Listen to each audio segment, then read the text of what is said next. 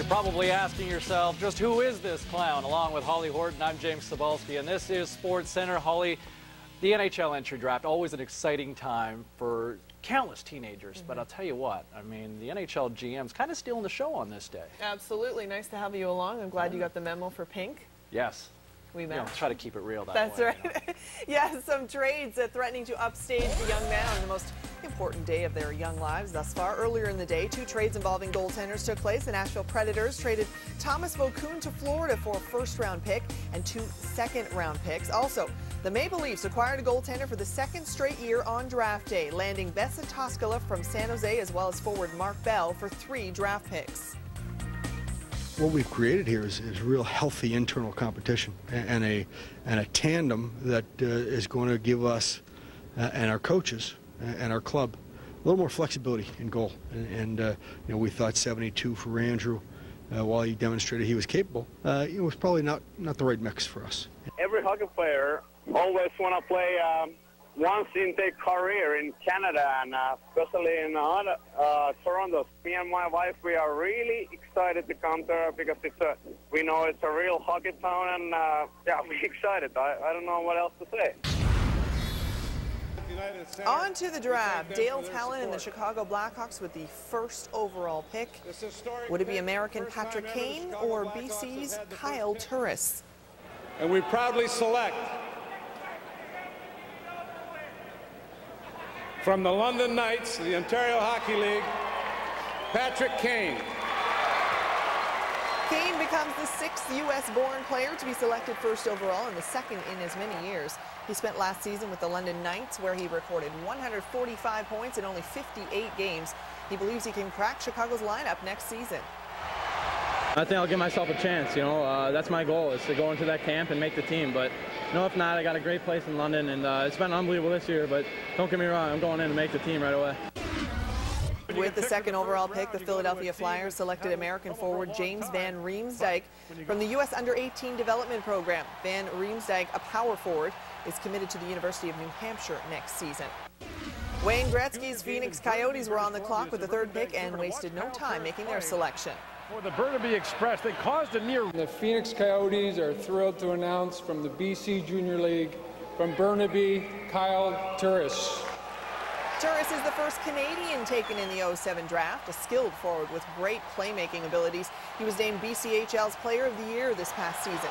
A member of the Canadian Under-18 team, Turris is headed to the University of Wisconsin next season. I'm going to take it year by year, and I'm going to be listening to the team to let me know. But I mean, I'm so excited right now, I can't wait. So with the 4th overall pick, the Los Angeles Kings went off the board to select Seattle Thunderbirds defenseman Thomas Hickey, who was projected as a middle to late first-rounder. The Washington Capitals selected Canadian World Junior defenseman Carl Alzner with the 5th pick. Alzner recorded 47 points for the Calgary Hitmen last season. The Edmonton Oilers were the first Canadian team to pick. GM Kevin Lowe decided on speedy forward Sam Gagner with the 6th selection. Gagner, son of former NHLer Dave Gagner, scored 118 points with the London Knights last season. Now, the Oilers had 2 additional picks in the first round, going off the board to select Calgary Hitmen defenseman Alex Plant with the 15th pick. And then the Oilers traded up to acquire BCHL Rookie of the Year Riley Nash with the 21st pick. Brandon Sutter was selected 11th overall by the Carolina Hurricanes. The son of former NHLer Brent Sutter, Brandon becomes the 9th Sutter to be drafted. With the 12th overall pick, the Montreal Canadiens selected defenseman Ryan McDonough from Minnesota, surprising everyone by not taking hometown boy Angelo Esposito. It just came down to the criteria that we use to slot our players into position. Angelo is on our list, but he wasn't on our list at the 12th spot. Surprisingly, Russian sniper Alexei Cherepanov, who is considered one of the top offensive players in the draft, fell to number 17 to the New York Rangers. And after sitting through 19 picks, Esposito finally hears his name called. The Penguins grant him his wish with the 20th pick overall, joining a plethora of young talent in Pittsburgh. Can't wait to start getting on the ice with Sidney Crosby, Malcolm, and Stahl. It'd be a great experience. Here's what the other Canadian teams did in the first round. Montreal selected Max Pacioretty, who is a well-known well-rounded player from Sioux Falls of the USHL. He had 21 goals, 42 assists last season. The Flames selected Michael Backlund. He played well for Sweden at the under-18s last year, and he had 20 goals, 26 assists last season in Sweden. Patrick White went to the Vancouver Canucks, a strong player with a physical presence, plays tough in the corners and in traffic. He had 8 goals, 1 assist in just 12 games last season. And Jim O'Brien went to the Ottawa Senators. He was the youngest player in the NCAA last season. He had 6 goals, 6 assists for the University of Minnesota. Plenty to talk about. Let's send it to James Duthie in Columbus.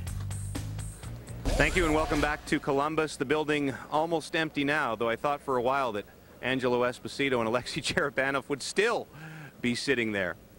You know, when you see guys who are big names going into the draft falling steadily, it's kind of like those people that stop and gawk at car accidents. It's hard to watch, and yet you can't look away. The sliders became the major story of the 2007 draft. Here are Gord Miller, Bob McKenzie, and Doug McLean. Well, James, players slide every year at the National Hockey League draft, but guys, it's hard to remember 2 guys who slid into better positions than Alexei Cherepanov and Angelo Esposito. Doug, Alexei Cherepanov goes 17th overall to a team that loves Europeans, has lots of skill, and lots of opportunity to play in the New York Rangers. A great talent, no debating that. But it's well known he's either the best player on the ice or he doesn't show up. That scares me. The Russians have gotten their way. They challenged the NHL on the transfer agreement. They want the young Russians staying at home in Russia. NHL teams are shying away from Russians. There's no doubt about it.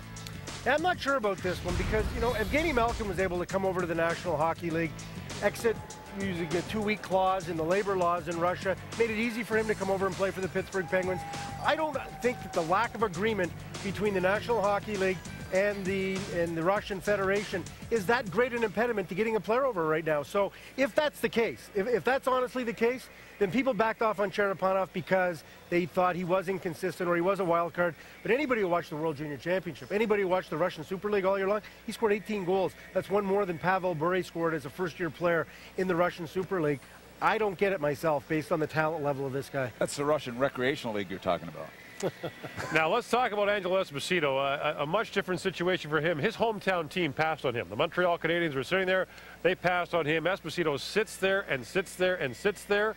And Pittsburgh takes him 20th. What a break. Absolutely. It's been a tough year for Angelo Esposito. A year ago at this time, we were all sitting here and we said, oh, you know what? He's going to be the first overall selection a year from now. Well, not only was he not the first overall selection, you started to wonder if he's going to be a first-round pick by the time it was all said and done. There are knocks on him. He doesn't use his line mates effectively as he should. Maybe he's got a little tunnel vision. Maybe he doesn't compete as hard as he should on a consistent basis. He had certainly less numbers this year than he did the year before with the Quebec Ramparts. So everything was sort of falling away for Angelo Esposito. It's actually nice to see a kid come up and get with the Pittsburgh Penguins and fall into a situation with Sidney Crosby because he's still a good hockey player, but in this game, you get that snowball effect. It sometimes works to your effect if you're moving up the charts, but boy, oh boy, when they start to find and pick holes in your game, it becomes that snowball and the momentum, and he was on the slide. Well, I would love to be the Pittsburgh Penguins with him coming to training camp because this kid is on a mission, and I think he's been underrated. I think he should have went higher, and I think it's a great find for the Pittsburgh Penguins.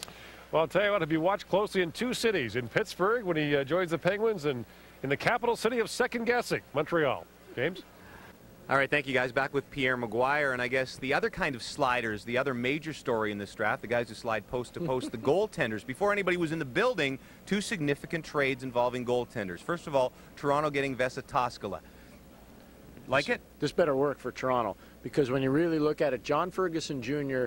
last year traded to get Andrew Raycroft, Tuukka Rask, who was 21st overall in 2005.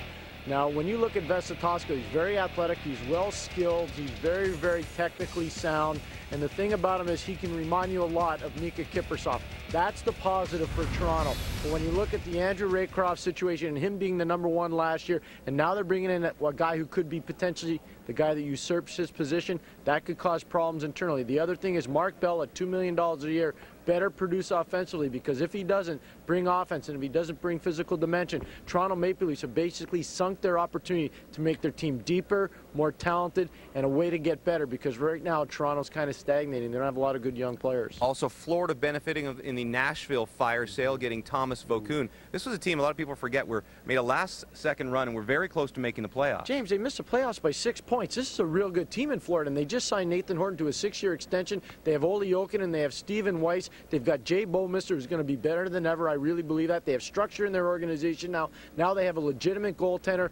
Obviously, they had hurt last year, not having Roberto Luongo there, and Alex Auld and Eddie Belfour didn't deliver. Thomas Vokoun will deliver. He's 100% now. He no longer has the afflictions that were bothering him physically. This was a huge coup for the Florida Panthers to get Thomas Vokoun. One more note on the Toskala deal. Toronto Maple Leaf fans have long memories. He could end up being a star, but if he doesn't end up being a star, and Esposito or Cherepanov does, they will always say, we should have kept that 13th overall pick. Let's send it back to SportsCenter.